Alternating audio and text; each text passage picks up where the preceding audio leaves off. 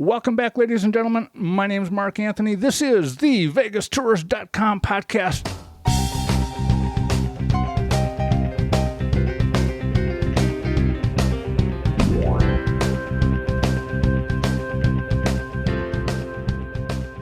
We are on episode number 228.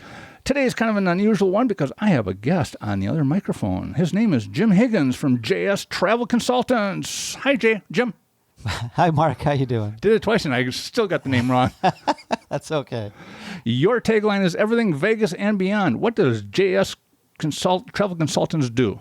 Well, basically, we are like a clearinghouse for the city. We get requests for all sorts of different things. I've been in the business for 24 years now. So, what is the business? Oh, the business is travel, tourism, meetings, tours, the whole works. Basically, I've done everything from just putting people on a bus up to a casino to people putting around tours like out to Valley of Fire and different places and all over the place. So, we get meetings requests, and we do transfers, and we do reservations for hotels. We've done all kinds of things. So it's just not for meetings? No, just everything. Just whatever you can think of. If we can't find it initially with what I know, I go and find out who in the city does, and cool. And we make sure everything happens. Now, you said you've been doing this for 24 years. Right.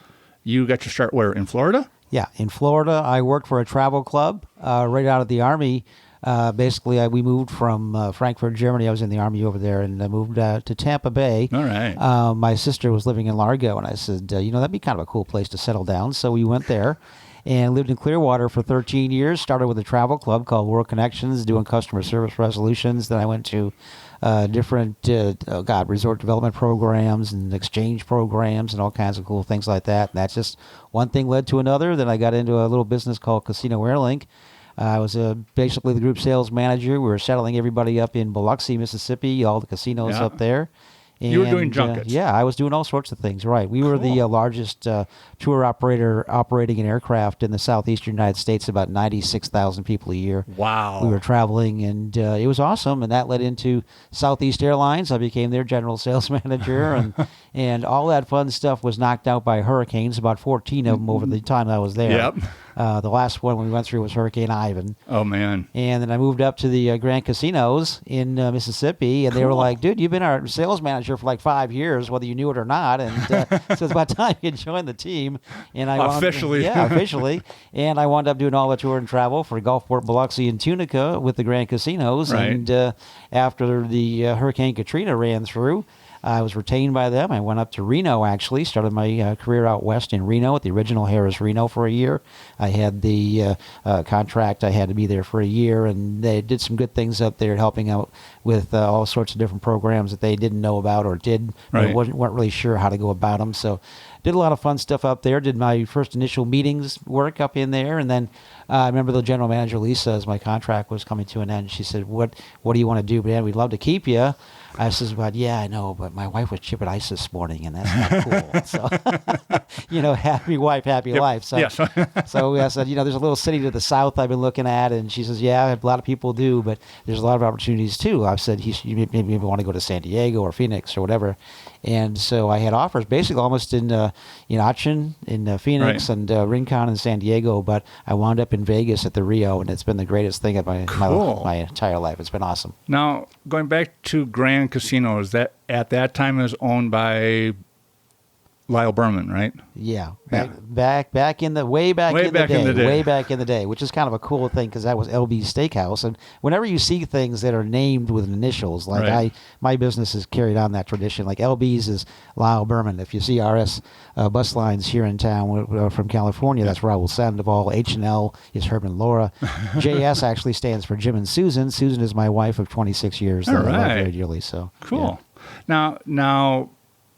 Back then, Grand Casinos was starting to build. Was that when they bought the Stratosphere? No, they had already been building it, and as Caesars took over from Lyle, that's when everything really expanded because, of course, then you had the power of Caesars Entertainment behind you, and that's who actually I worked for was Caesars Entertainment, and so that's how I got into the pipeline, so to speak. When they were bought by Harrah's, then immediately they started looking at everybody who's doing what, and they came to me, and not everybody was retained in the company there, but I was. And they were said, hey, look, you're doing a great job. You've got all the tour and travel under control. You're managing this and that. And it was like, cool. I mean, I used to be in Memphis once a month, going up to the meetings and everything else, so it was kind of cool. And then they're like, would you like to stay with the company? I'm like, sure, because, after Hurricane Katrina, what are you going to do? Yeah. First thing they did, they made sure all their folks were taken care of. It was a wonderful experience, if you could call it that, after a hurricane. But I mean, they paid us for 3 months. They gave us our own website to look for work. They helped us with all the resources. Oh, neat. If you needed, if your house was hurt, I mean, they got the people out there to contract for you. They worked with the insurance, the whole thing. I mean, I can't say enough about what Caesars did for their employees. Kind of nice. After Hurricane Katrina, yeah. Nice, because here you hear so much bad things about them. And a lot of it's unfortunate. I've been a Caesars guy for years and years and years. Even though I don't work for them anymore, I still hold them in the highest of regards. Yeah. They're just amazing. When they brought me down here to Las Vegas, it was actually the second time. The first time I came down, I didn't get the job, but the second time I came down, I did. And so it was pretty awesome the way they set it all up. I was able to come down. We set up shop in a little small efficiency place out on the Boulder Highway for a little bit while we were looking to, get settled here. When was this? What year? That was in 2006. Okay. Right. And I worked with them until 2009. So it was just a really amazing time for me. And they did everything to get me settled and everything else. As I got into the job, I was working with all kinds of major corporations. I mean, when I was doing meetings in Reno, it was cool. I had like Walmart photo stores, and I had Nehan Coden and Kubota Tractor and all these really cool companies. Then I come down to Vegas, and I'm working with like FedEx and Walgreens and IBM. The big budgets. All the big boys, yeah. And I was the small meetings manager for the Rio for 3 years, and I was like their lead generator, because I'd get all the 10 room meetings, the 50 room meetings, up to maybe 99 rooms, but you never know who was going to be in the meeting. So as I did my flyby, as it's called, we didn't really associate with the meeting. We'd go and say hi, make sure everything was okay. Right. And so one time I walked into FedEx, and there was Fred Smith, the CEO of FedEx. I walked into the Domino's Pizza, and there's Chuck Brandon, the CEO of Domino's. There is, yeah. And I'll never forget I was walking around Domino's just making sure everything's okay, and I'm talking to one of the meeting planners there, and then up walks Chuck, and he shakes my hand. He says, "You must be Jim." I said, "Yeah." He says, "Oh, this is a great meeting. Thanks so much for setting the apps for us, and we really appreciate it." And you're sitting there going, "Yeah, wow. Okay." And I just know him as Chuck. And so when he walked away after our brief conversation, the meeting planner turns to me, "You know who that was?" And I went, "That's Chuck." And she goes, "No, that's actually Chuck Brandon. He's the CEO The of Chuck. Domino's, the Chuck." I'm like, "Oh, okay." And I've never really taken myself that seriously. Yeah. So when I talk to somebody, I'm always talking like it's me or you or whoever. Right. I mean, I've talked to I don't know how many millionaires in my life, and they're just folks too, Did you ever get to meet like Jack Binion? No, I did not. I've never had the pleasure. The World Series of Poker started down there at Binion's, but and then it moved up to the Rio, which was unique because there was a prime block there in the summertime, which they really needed to be filled, and that's what they did with the World Series of Poker. Definitely, so it's kind of interesting. Well, conventions. Vegas is a convention town. We know how to do conventions. Right. What was it? 6 million people came in. Right. Exactly. Yeah. Last year. Yeah, we had 42.9, another record visitation last year. Yeah. Conventions. How long do these people book it out? Well, we will book conventions. When I was at the Rio, we were booking 2, 3, 4, sometimes 5 years out because of the fact that the space goes so quickly here. Right. The Las Vegas Convention Center is probably booked through, God knows, maybe 10 years from now or whatever. But yeah, you've got to do that, and you've got to maintain the relationships you have with your big clients like CES and the World of Concrete and all the folks who come back constantly, the Cowboy Christmas folks, the rodeo that's here and everything else. Well, yeah, you've got to make sure it's all taken care of at least 5 to 10 years out because you have new people wanting to come in all the time. And if they're grabbing the space that's allotted for somebody else and you don't have that space, it's a real problem. The challenge becomes how do you maintain all your existing customers while still attracting the new ones? Well, it's funny because when they were putting out the bids for the 2016 presidential debate. No, the conventions. Oh, the conventions. Okay. And everyone was like, well, why didn't Vegas put their hat in? And I remember the Convention and Visitors Authority going, because we'd lose too much money because you have to book like 2 weeks Right. worth of space, and all the conventions that it's not worth it. Yeah, there's a lot of conventions that come in and they give you the RFP, and RFP is called Request for Proposal, and it's just an amazing document that can be anywhere from 2 pages long to 50 pages and above, Yeah. And as you start thumbing through what everybody needs, I see them quite often. You really have to evaluate, what's the ROI on this? Right. If we put all our eggs in this basket, how many eggs are coming back? You Yeah. know?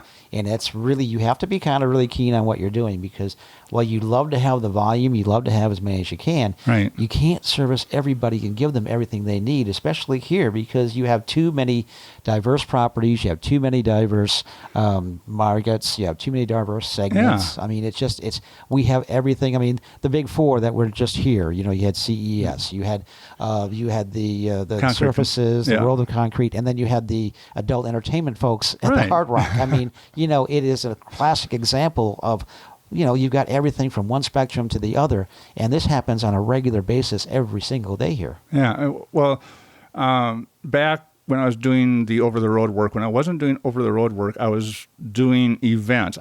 I was the person that you probably hired Mm-hmm. to sit at the Venetian and make sure people got onto the right bus. Right. And I would sit there and go, this has got to be a nightmare to figure out schedules, Yeah. buses, routes, people to staff the buses, Right. people to clean the buses. Where's the bus going to go? What time is it going to show up? Okay, and then vendors, and then this, and then that. I'm just going, my God, this thing has got to be just Well, and this that's- spider web Yeah. of things that have to connect all at once. For you guys make it look easy. Thank you. It's not, but but that's where I'm talking about the RFP and who has to be where, when, and where are the meetings going to be, and what are the optional activities going to be, and what are your evening events going to Yeah. be, what are your functions. So But- you just take it from A to Z and you keep on going. I've added a few more letters to the alphabet over my time. So I mean, you got to juggle a lot of things. You got to make sure all the people are correctly in the right spots and everything else. It gets easier once you've done a few. Right. You've got kind of a game plan to go by, and it's just a matter of basically what do you need, when, where, and how. Right. Last year, I was doing a strip tour, and I had a group. I think they were from New York, and the bus pulls into the Venetian tour lobby, and as we're getting out, I'm seeing they're just wrapping up one event and they're starting the second one. Okay, not that big of a deal. I know how to move through. Okay, so get them up to the first level up there, and I'm talking to them, and I'm explaining to them, over here is a 20,000 group convention. Upstairs is a 10,000 and all this, and they're like, okay, so, well, I had just reached over and one of the ballroom doors was open or unlocked.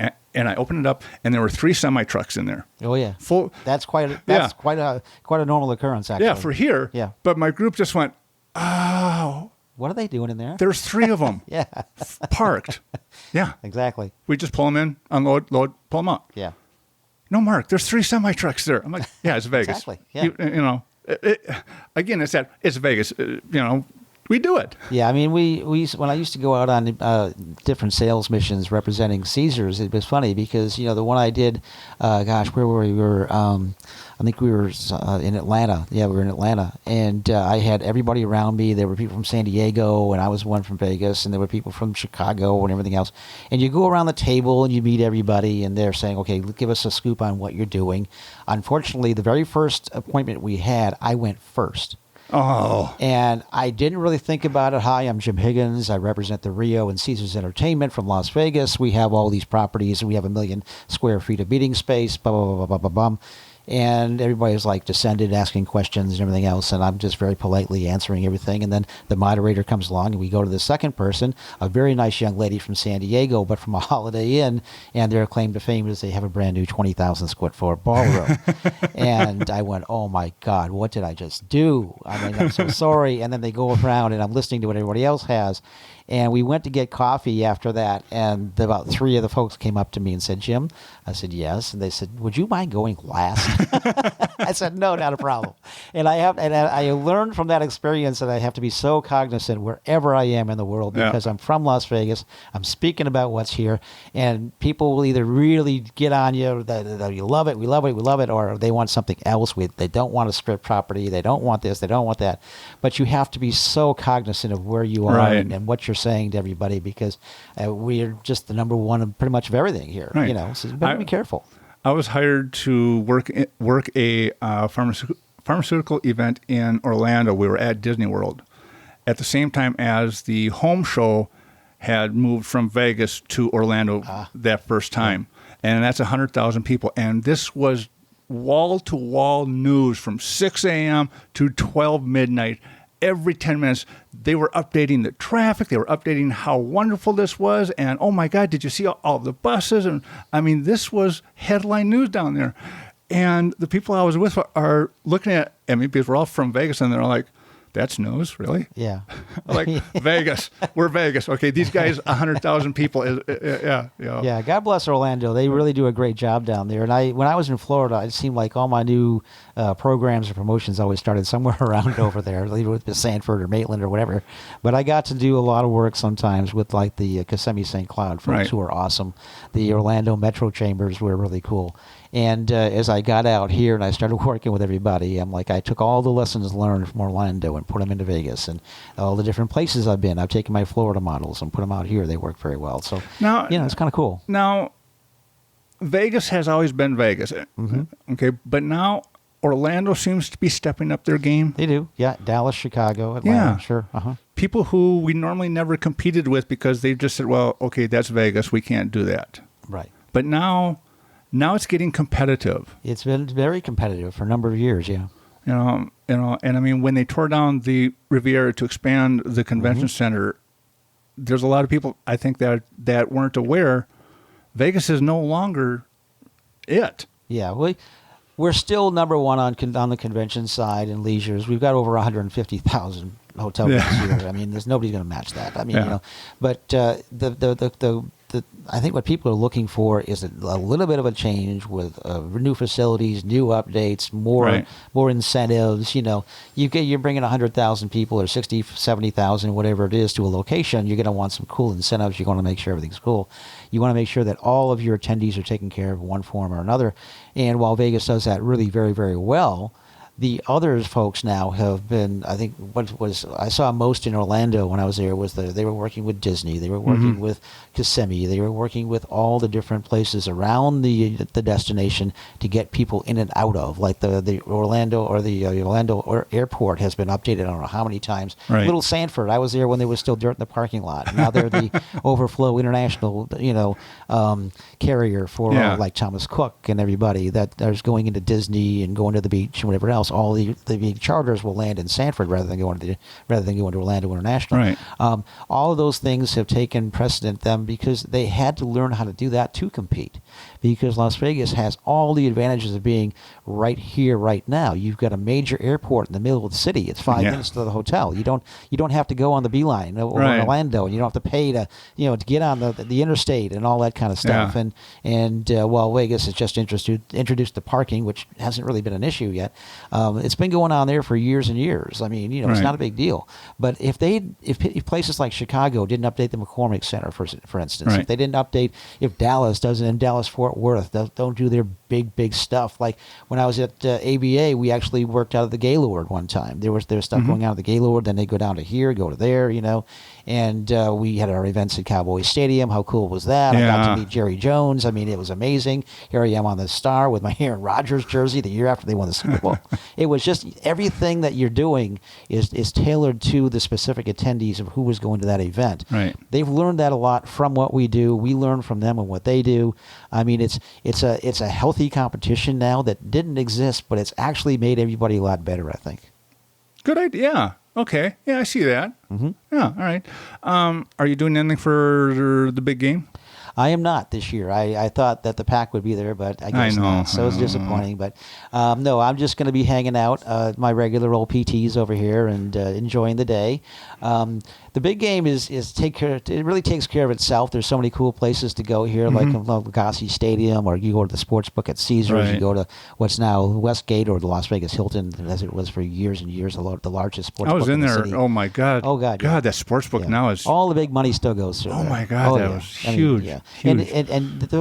I kind of stay away from events like that because I want to enjoy them. Number one, I'm a fan, but number two, you get to working so hard all day long, you never actually get to see the game. Yeah. You know, and Yeah. you go back and you look and you record it, or you go back and like I have the NFL replay, so I Right. go back and watch. But it's so much more fun. Like I just bought my squares yesterday on the board, so I've got a couple of squares on the $10 board. Yep. Hopefully that'll come in, and I'll sit and I'll have fun. I'll enjoy the buffet and watch the game. The wife will be happy because football's over. And, Yep. It's just the way it works. Well, it's funny because my wife and I, we cover like the NFR and PBR, Yeah. and we'll be out at NASCAR. And it was so funny because a couple weeks ago we were flipping through the channels, and I came upon the PBR World Finals 2016. So I started watching it, and my wife was like, "What are we watching?" I said, "The World Finals." And she goes, "Well, we were there." I'm like, "Okay, but Did now, you see it? Yeah, Yeah. And when we watched it, we actually sat there and went, "We didn't see this. Wow, this is cool." Okay. Yeah. You're so, and when you're working events, your head is so much Yep. in the event. You're not really worried about what's around you so much as where everybody has to be and where everybody has to go and what you're doing. I mean, it's amazing. Like, I have all kinds of fun with different groups that come internationally. I work with the commercial service and a few other things, agencies. And when you have the international tours here, everybody wants to do different things. They all want to go shopping, and they all yeah. want to do this, and they all want to do that. And it's like, okay, and so you got to build a day specifically with about 4 hours just for shopping. They have to go down to the outlets, by downtown, and they have to go to the airport, and they have to go here, they have to go there.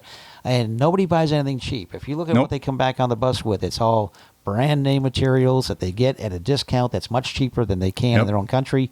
And they've got an extra suitcase, and they're taking it Yep. all home. It's just absolutely amazing, yeah. There's a group. I will start doing them. I think my first one is in March, and we do a strip tour. They're from the Philippines. It's a 4-hour strip tour. The first hour, fries, Yeah. electronics. 1 hour. Yeah, they That's just our go first shopping. stop. Yep. Yeah. Yep. And it's funny because the bus driver's like, "We're doing a strip tour, and the first stop's fries." Yes. Are the bays underneath open? Yeah. Cool. They're going to be full. And 1 hour later, out comes the carts. Yep. And he looks at me and goes, "This is a strip tour." I'm like, "Yeah, you Yeah. get used to it." Yeah. It's cheaper here, and the whole tax situation. Well, and it all actually depends on what group you have too. Like I had a group from Singapore who was very, very cool. They were all mobily, not young urban professionals, but just mobile professionals, Right. I say.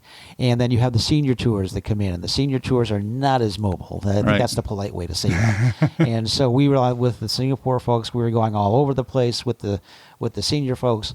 When I brought them in, I was like, I know you want to see the Bellagio Gardens, but do you have any idea how far it is to walk from where the bus parks All right. all the way there? I took out my phone and said, who's on S Health? How many steps did you do today? And if you really want to get over the 10,000, 12, 14,000, We can do it. We can do it, yeah. But I mean, it's rather, we'll show you, we'll ring you by. I said, more than likely, we're going to stop right in front of there anyway with the traffic. And Yeah. you can see the fountains go. I said, let's go to the link. We can ride the high roller. You can get your ice cream. There are lots of bars there if you want to have a beer. Yep. And they were from the Midwest, so they totally understood that. And the other big thing is you have to understand your clientele. Someone who's international wants to do completely a different aspect of things than someone who's from the United States. And domestically, you got to know where your people are coming from and what they want to do. And what I always ask, what is the average age? What is the budget? What are their interests? Right. There's a whole list of questions that you do. And as you go through that, you get that basic understanding of who's who. And like I just had a group from Boulder, Wisconsin, and I won the bid because I knew it was the jump rope capital of the world. And so like, there you go.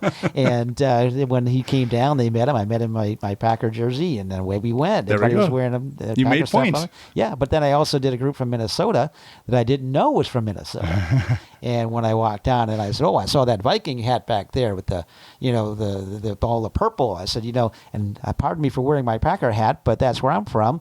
And so who else is from Minnesota? And the whole bus raised their hands. So we had a little love-hate, but Yes. as soon as I got them laughing, I had them in the palm of my hand. I was Perfect. like, that was good, Exactly. And I spent the entire day with them. It was wonderful. We had a great time.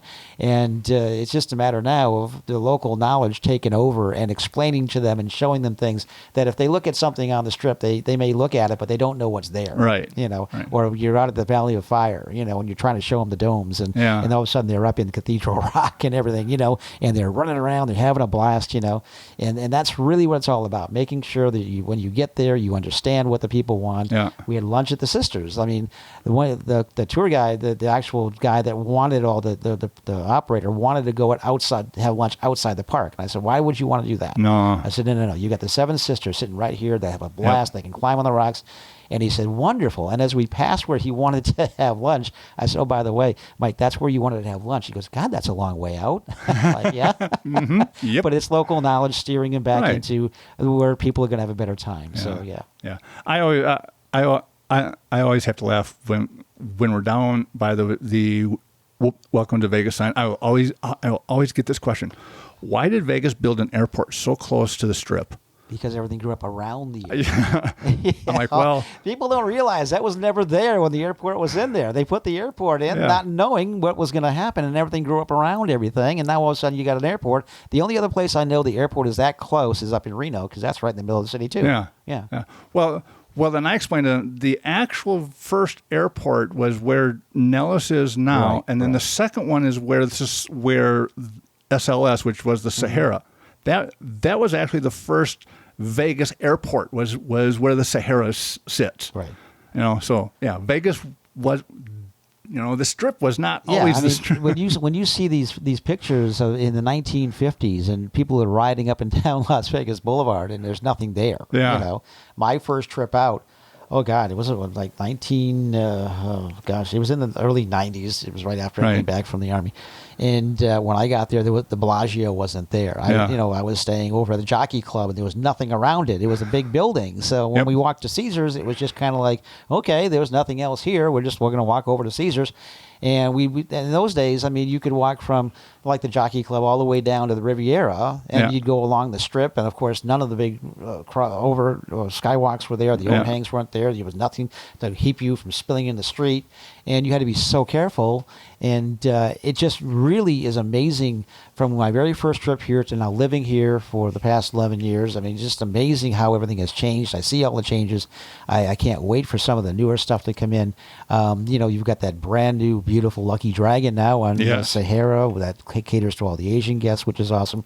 But the Resorts World, if they ever get going on that, and the plans they have for that, and I don't know if they're still going to have the pandas, but that'd be cool. Yes, definitely. Yeah. The whole, the Resorts World, which is going to go where Stardust used to be and all that. And the Frontier and all that. You've been here since 2006. You've been doing this. How has the market changed in your eyes? I would say the visitation, and I think once I finally got out on my own, I saw it more. I worked for Caesars for so long, from 2006 to 2009, and my world in Las Vegas was what Caesars owned. That is what I represented. That's what I talked about, and I was happy to do it. And then all of a sudden, I went after the 2009. If you recall, we hit a little depression here, and that's when everybody was getting laid off and everything, which is what happened. But still, the most wonderful 3 years of my life at the Rio. I can't complain. And I went from there to the Sahara. Okay, and the Sahara was just so amazing, and I did things the Sahara, like the Beatles stayed there when they were the only time they were played in Las Vegas, the convention center in the '60s, and the room that they had was a nice little suite, and I made it the Beatles breakout for meetings, so you could actually have a meeting in the suite where the Beatles were. We did Frank Sinatra's suite, and we did all kinds of different things there. I was there for a while, which is cool. And then, of course, they had their problems and had to close. And now it's the SLS, which is completely different than than the legend was, you know. All right. And it really broke my heart when they took the camels out from the back. And one of my pieces of collateral was a stress camel from the Sahara. You know, it was just amazing. I said, "You got to give me a stress camel. You got to give me a camel." And then my boss at that time, Bill, said, "Okay, we'll get you a camel." And they put the Sahara logo on it. And when we put it out on the table, it was just gone every time we went to a trade show. But it was just amazing. And so you see things like that. And then now, you know, I was out at Prim Valley besides. So when I saw that the city growing and how they were taking the tourism, we would not necessarily take the same segments. We would not take the same markets. It just wasn't who we were at Prim Valley. So I started doing all the busing out there, and I brought up all these different groups from California, and I brought them from Utah and from Arizona and everything else.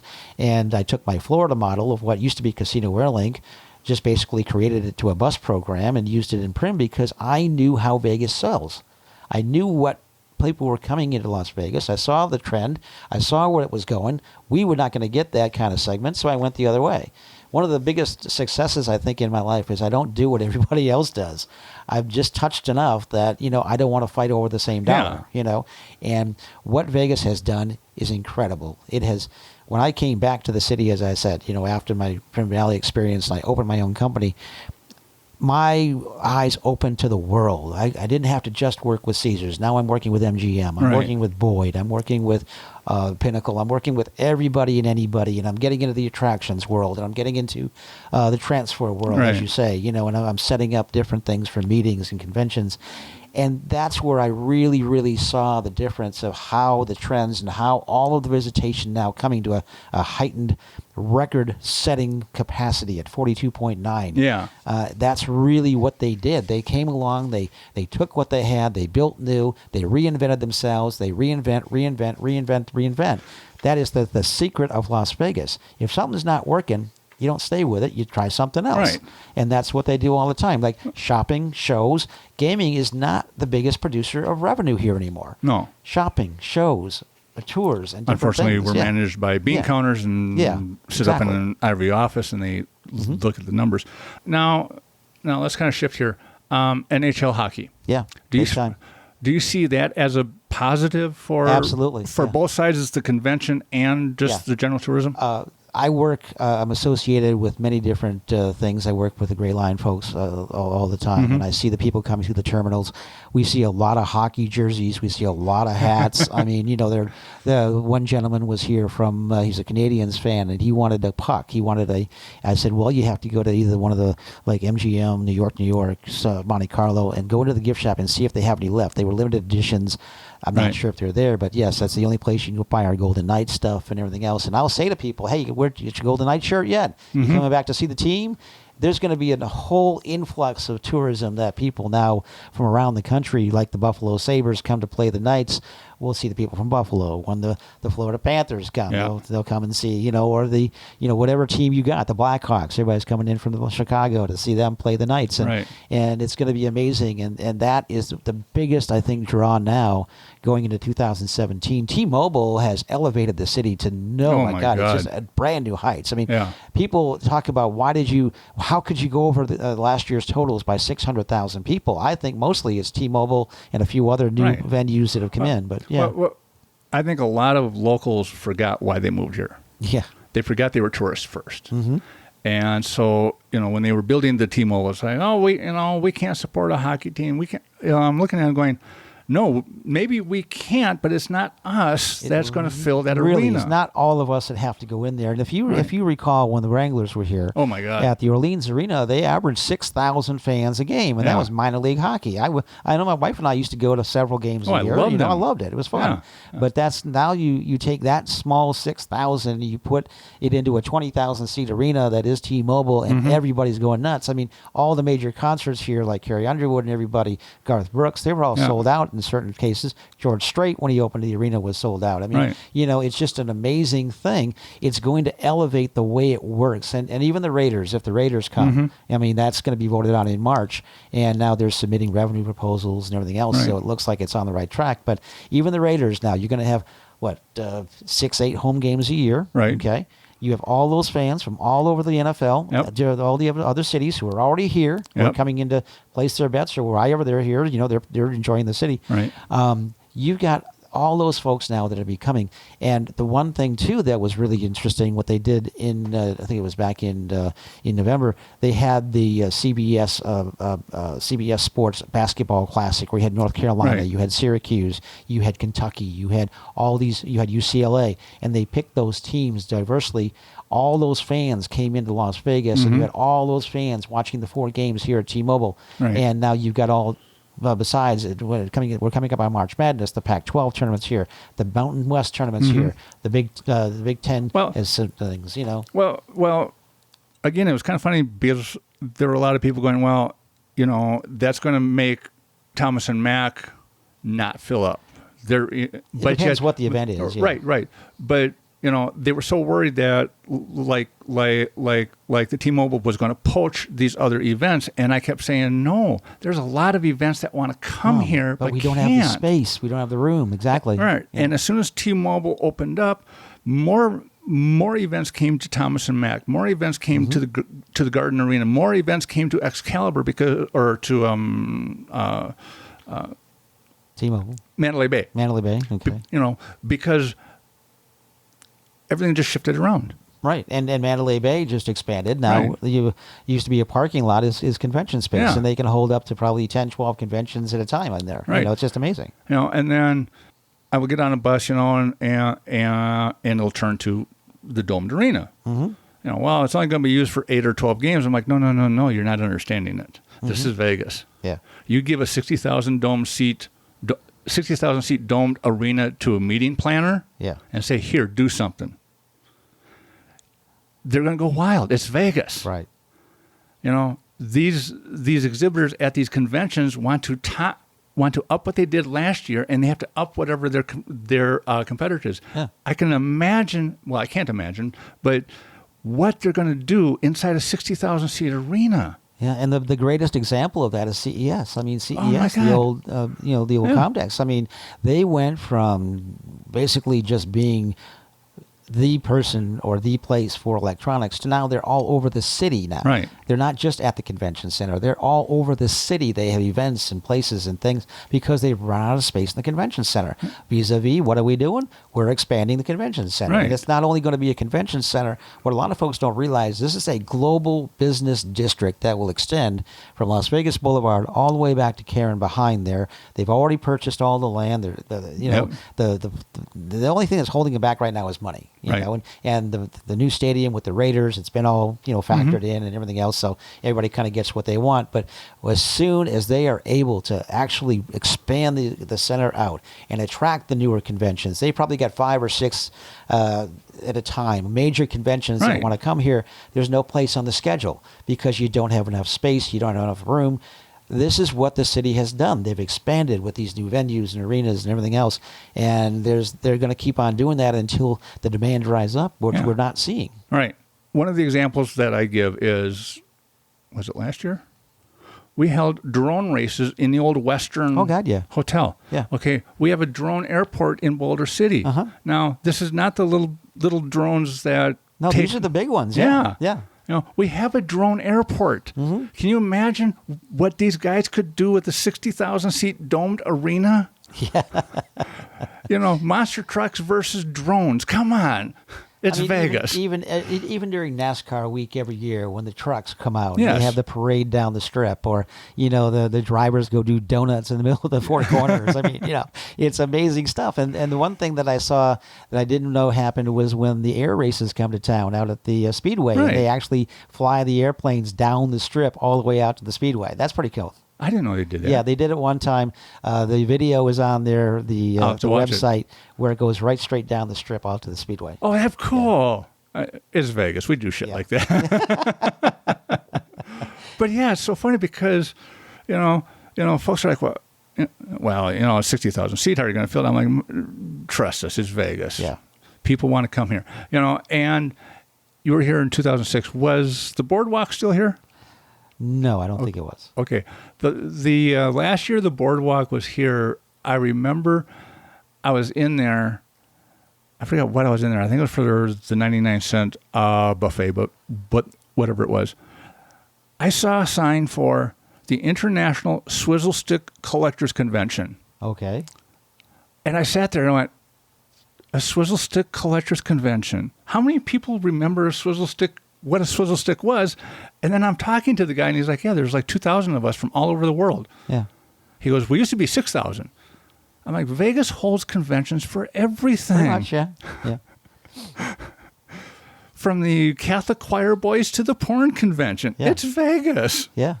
So, yeah, God, and again, last year, 40, what did you say, 42.9 million? 42.9, yeah. Isn't that It amazing? was 42.3 in Last year. 2015 and 2016, 42.9. Yeah. And they're not gambling as much as they used to, but they're doing other things. Right. What is the newest thing that you're seeing everyone wants to do? I still go back to shopping and shows. It's number one. I mean, when I get requests, it's like, hey, can we go shopping? Sure, let's go to the outlets, let's go here, let's go there. The shows are amazing.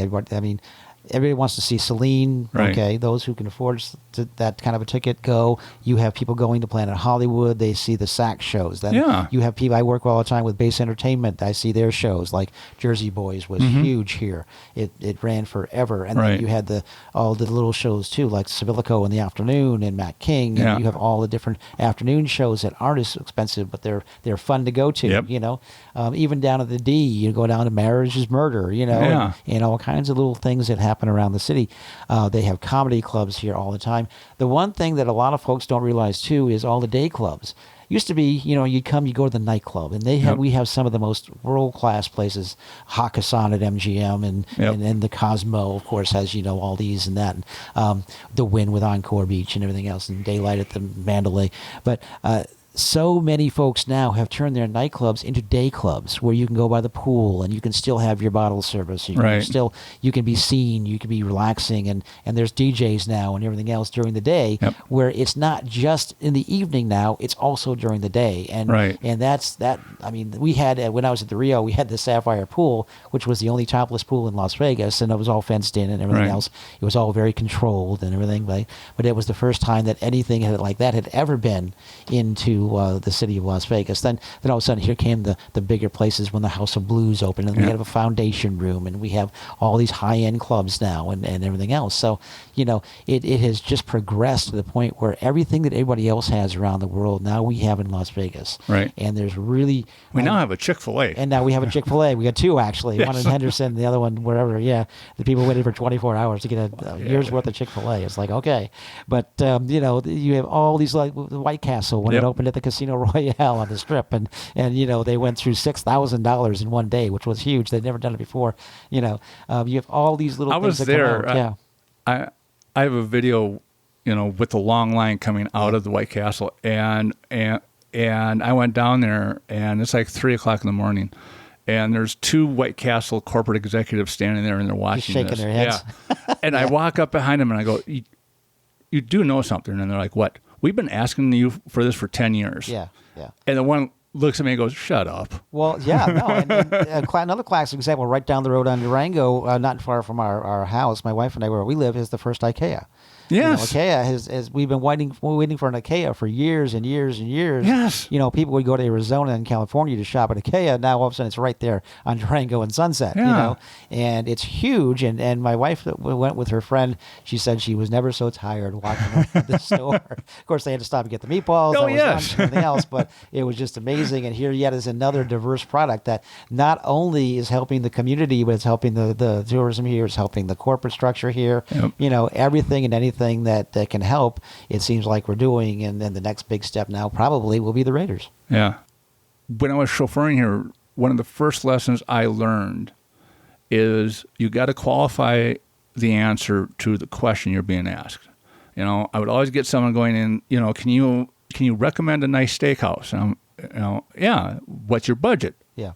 I've got I've got Ellis Island at $3.99, and I've got Tao at $3.99, but yeah, that's the real $3.99. Right, without the decimal point. Yeah. What's your budget? Yeah. Vegas has something for everyone. So yeah, you are a member of the Las Vegas territory. I am. Why? I am because I first realized the value of the territory when I was at Primm Valley. we went in there. I met Meg McDaniel from the LVCVA down in Laughlin, and she said, "Why aren't you in LVT?" And I said, "Well, I don't know about LVT." And then I went and I met Terry Larson, who was the president at that time, and Joni Moss and all these folks who are really wonderful people. And they started showing me the benefits of the membership and who was there, and how you can work with folks. Las Vegas Territory has their own marketing programs that we do and everything else. And I know that you read it every once in a while. Every Wednesday I do a publication. Yes, you do. Called the Midweek Smile. It's in 35 countries around the world, largely due to all the leads I get from Las Vegas Territory and the other organizations I belong to here. It's been an amazing ride for me. I cannot say enough about them. They're a lot of fun. I've asked to join a couple of different projects, which I do some. I don't do all of them. But they're a lot of fun. I mean, it's a great organization. It's a who's who, basically, of all the folks that work in the business around here. But not the casinos. Right. And the territory also represents Laughlin. It represents Boulder City. It represents Primm and Mesquite. And so it's a very unique aspect. It's one of the territories around the state of Nevada, along with Pony Express and Cowboy Country and all of those. Well, I always find them, most of the people there, especially the board members, they are friendly because they are friendly. Right. They are there to help you. The members are there to help you, but there's not a competition. No, gosh, no. And I mean, I have belonged to several chambers through the years, and it's very businessy. Right. You're going to do something business. Mm-hmm. At the territory, it's a relaxed environment. Everyone is there to help everyone. Right. I got into the territory 2010. I've been there ever since. Even when I was not working for a little bit, I still maintained my membership. I still went to the meetings because it was too much fun, Yeah. We just had a great meeting the other day, as you know, Yes. from down at Ferraro's, and Art Jimenez, who used to be at the LVCVA, was travel leaders now, came in and gave a great presentation, basically a tourism 101 for folks. And which is always it was a lot of interesting. fun. Yeah, you need those refreshers because, you look and you see some of the things that are in these presentations, you're like, wow, that might make sense for my business. Yeah. Like you talked about the RSA, the Receptive Services Association. I never knew about that really, and I took a look at it the other day. I said, well, this would make sense. I mean, I'm doing receptive groups here in Las Vegas. Why am I not, in this organization?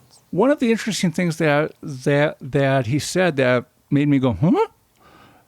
People using travel agents spend more money and spend more time. Yeah. Because it's more customized, it's more catered to what they want.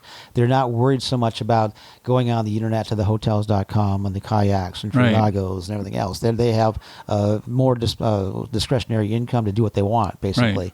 A travel agent, this was my gig. I mean, I was in the Suncoast Travel Agent Association in Tampa for years and years and years. I was actually one of the board members, and it just was amazing how many travel agencies there were that were making money until the airlines took away the commission. Right. And then they went to be cruise agents, and they started diversifying, and they started reinventing themselves because there was still the need, and you suddenly had 2 or 3 agencies under one roof, and everybody's tailored and doing different segments, and it's how you had to do. Basically, the Midweek Smile came about because I was at Casino Airlink. I would fax out all my specials. We still used to fax at that time. Yeah. And I would spend from 1 o'clock on a Friday afternoon till probably 3:30 individually faxing everybody with the specials and everything else. And I remember my tech guy at that time, this was when IT was just being introduced, and he said, what the heck are you doing? I said, I'm faxing my specials. He goes, there's an easier way to do that if you have their emails. And I said, email? What is that? What's an email? So basically the internet replaced the fax machine, and now I'm in 35 countries, Cool. with all of these operators and everybody through the network I've learned that I've met over the years. I still have people on the Midweek Smile that were in the original one in January of 2003 when I first came out with it, and it's been going for 13, 14 years now. I don't even remember, but the link to that will be in. Oh, in the podcast. Okay, cool. Yep, it'll be in the show notes. But it's really cool. What you just send me an email. It's a closed network. It's not developed to the general public. Right. It's all the tour operators I know, the business people I know, all the meeting planners, travel agents, anybody who wants to know about Las Vegas. I every single week I put out what's happening in the city. This past week was the Raiders, and the week before that we had the Lucky Dragon, and then we had, of course, I put in my Gray Line stuff, and you can go to the Grand Canyon, and go over Dam, and all that stuff. But there's always something new, like the brand new air conditioning convention that's going to be here.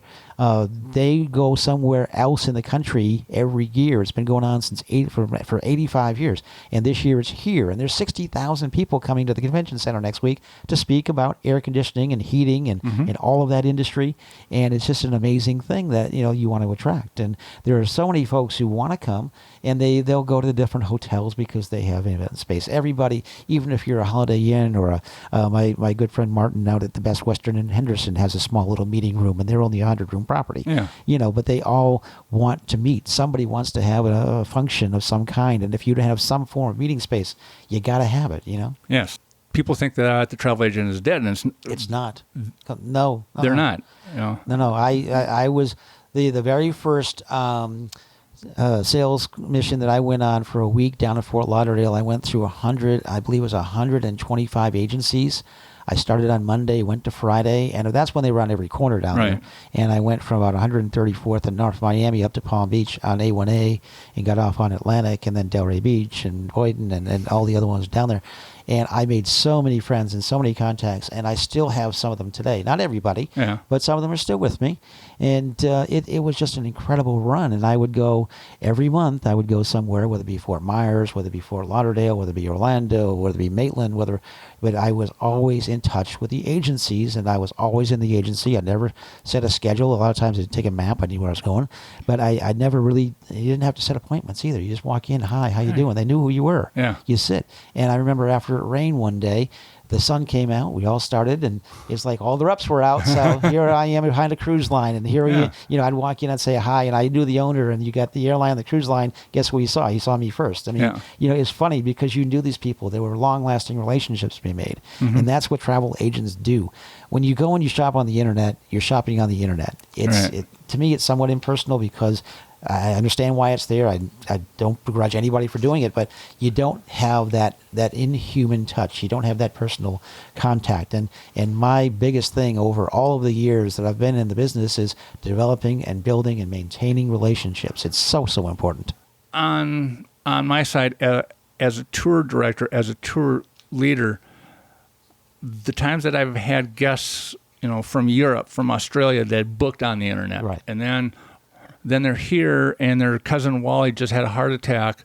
They need to leave the trip. What do I do? And how did you book it? Well, I booked it on the internet. I'm sorry. There's really not much of recourse there. No. But the couple behind you just had the same thing happen, and they called up their travel agent, and the travel agent said, "Go on tour. When I call you, and they enjoyed the tour." Right. Meanwhile, that other couple was like, "Oh, okay, funeral, or God help you, that, you have an accident, injury, whatever." That travel agent was just earned whatever it is that they charge them for it. Right. Especially when you're going to another country or an area you have no familiarity with.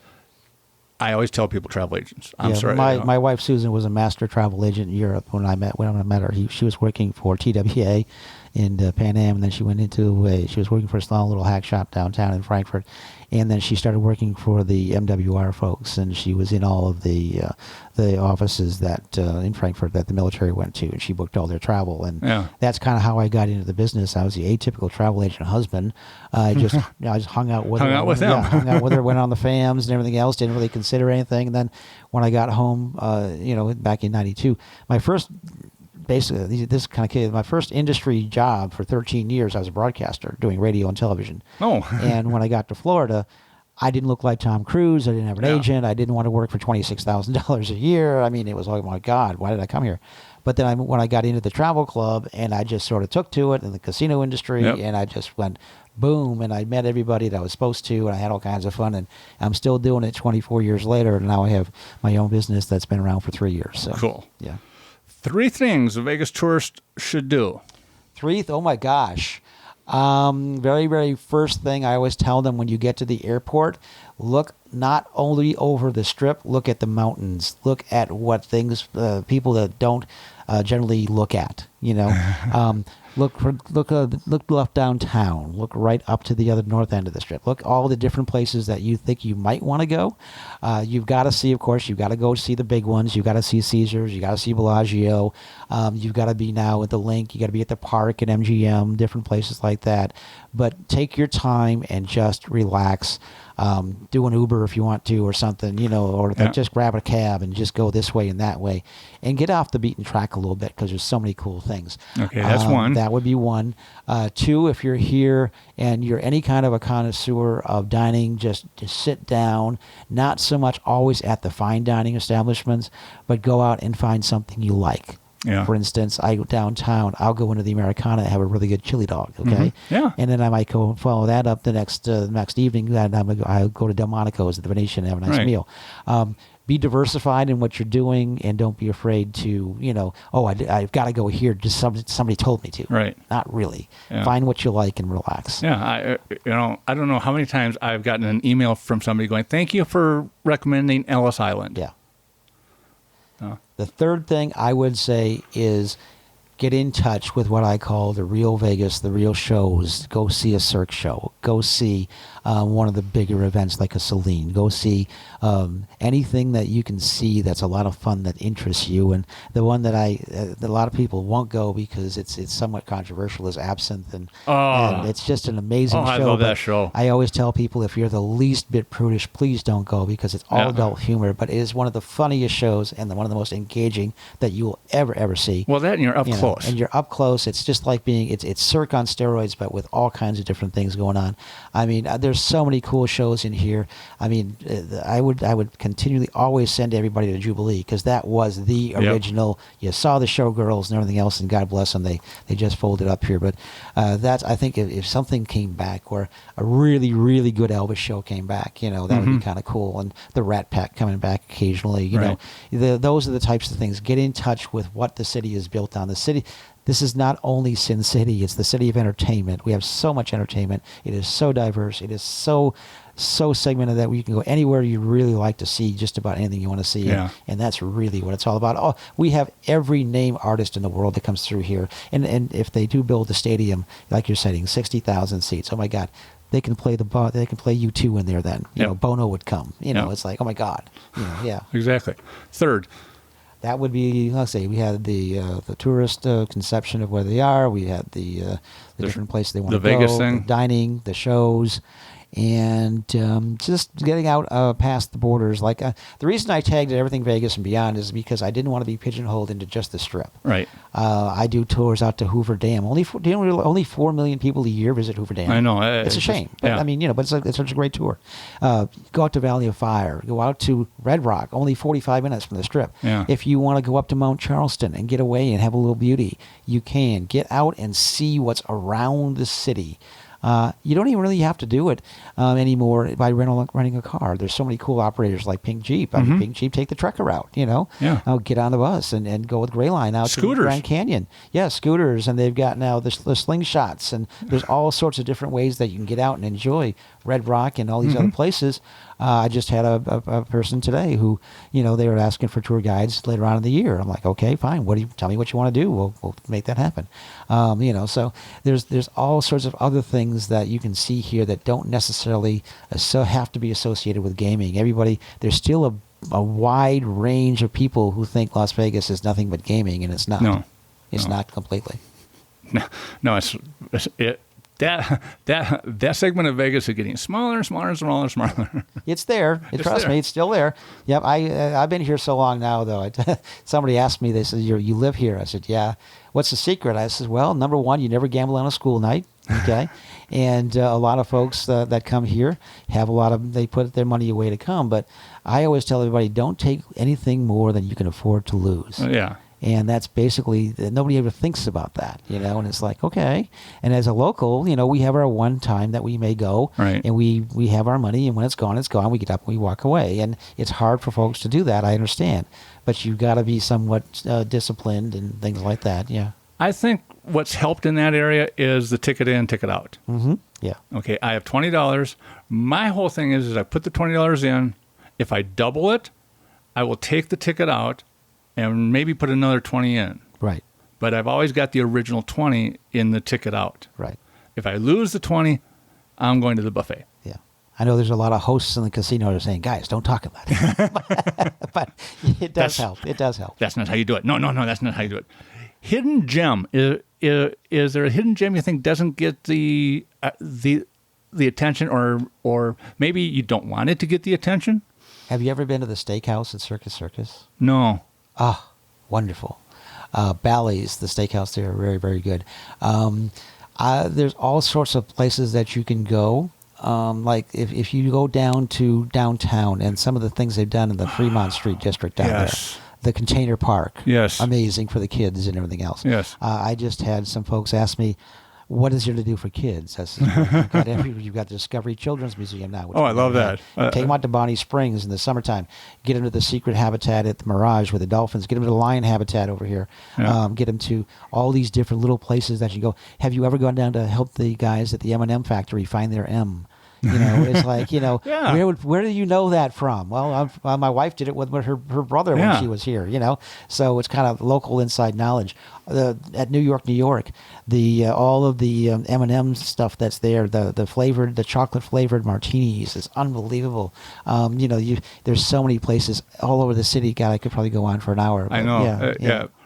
I always love Vegas doesn't have culture. Nah. I'm like, okay, 20. Somewhat. 20 years ago, maybe. Yeah. Vegas doesn't have anything for kids. I would like to say you're right because I don't want you to bring your kids here. Yeah. But we do. Yeah, we do. Oh. And I was just walking in the link the other day, and there's a shop now with virtual reality. So I saw that. We're keeping up with everything. And if you don't have a cell phone, and oh my God, we at Gray Line we just introduced Wi-Fi on the buses because that's the biggest thing. And the little menu pops up on your phone. You pick your package, and away you go. And if you don't have those things now that are technologically sound, and that's why, like even in the gaming, this is why casinos are moving away from traditional slot machines, because they're courting millennials now with the more video aspects of everything. They're putting together games that are interesting and fun, and you really don't understand your gaming. Well, to a point. I don't want to say that I'll get in trouble if I say that, but yeah. Well, it's like I explained to a guest the other day. You can go into Aria, play the Monopoly game, pull your card out, go to Biloxi, Mississippi, go into one of the casinos there, go to the Monopoly game there, plug your card back in. The game you left in Vegas is now in Biloxi. Yeah. It's amazing. It's worldwide now. Yeah. And I think that the biggest thing for newer folks coming to Vegas is they see a completely different world again. This is not your grandpa's Las Vegas. It's not your dad's Las Vegas. It's not even your sister's.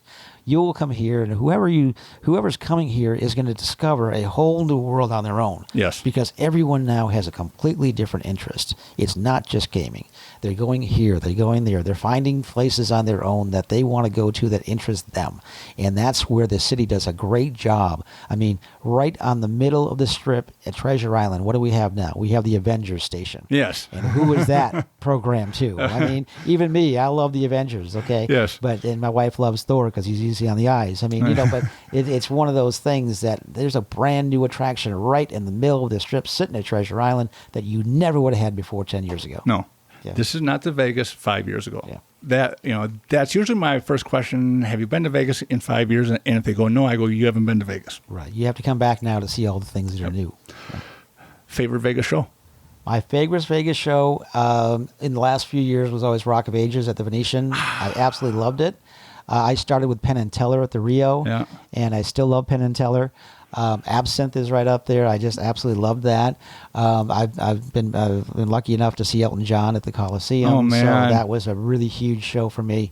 If I'm going to go back anywhere, I'm probably going to go back to maybe one of the original Cirque shows. I do enjoy those. We saw the Beatles Love at the Mirage, and that's completely different. I haven't. Yeah. Yes. Yes. Yeah, I haven't seen the new one. Yeah, Mystere. I remember seeing Mystere, one of the first trips out we had, and we saw the original Zumanity at New York, and there are all sorts of now shows that we'd like to go back and see.